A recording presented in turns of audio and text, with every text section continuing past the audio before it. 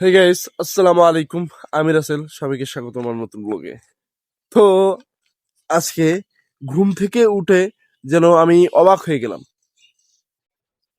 আজকে ঘুম থেকে উঠে আমি অবাক হয়ে গেলাম, কারণ কেন? সাধারণত প্রতিদিনই ঘুম থেকে উঠা হয় সকালবেলা আমার। আজকেও আমি সকালবেলা ঘুম থেকে উঠেছি।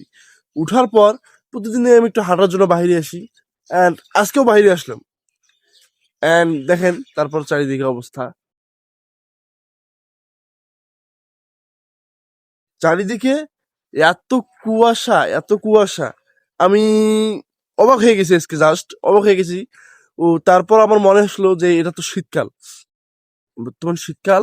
তবে আজকে এই প্রথম কুয়াশা পড়লো এত। তাই আপনাদেরকে দেখানোর জন্য ও, ভিডিওটি শুট করা।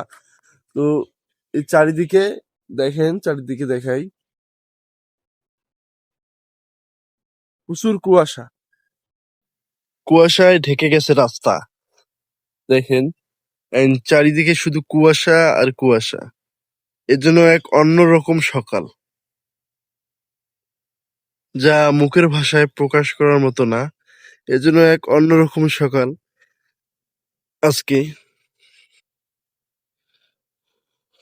সো সব মিলিয়ে আলহামদুলিল্লাহ, আমি গ্রামে এই সুন্দর দৃশ্যটি উপভোগ করতে পারছি। আপনারা যারা গ্রামে থাকেন তারা জানবেন শুধু এই সকালবেলার মজাটা।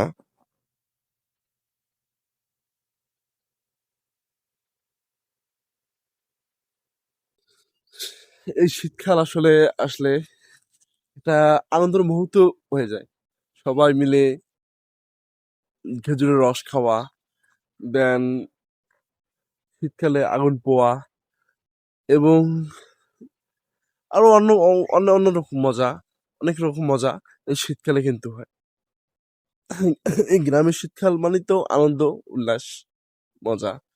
তো আপনারা সবাই এই মুহূর্তটা উপভোগ করবেন। তো আপনাদেরকে আরো কিছু ধারণা দিয়ে রাখি। তো আমার পিছনে দেখতে পাচ্ছেন বট গাছটা, শীতে হয়তো একটু কম দেখা যাচ্ছে। এই বট গাছটা কিন্তু আসলে অনেক পুরনো। আসলে এই জায়গাটা আমার খুব ফেভারিট। জায়গাটা একটু দেখাই আপনাদেরকে।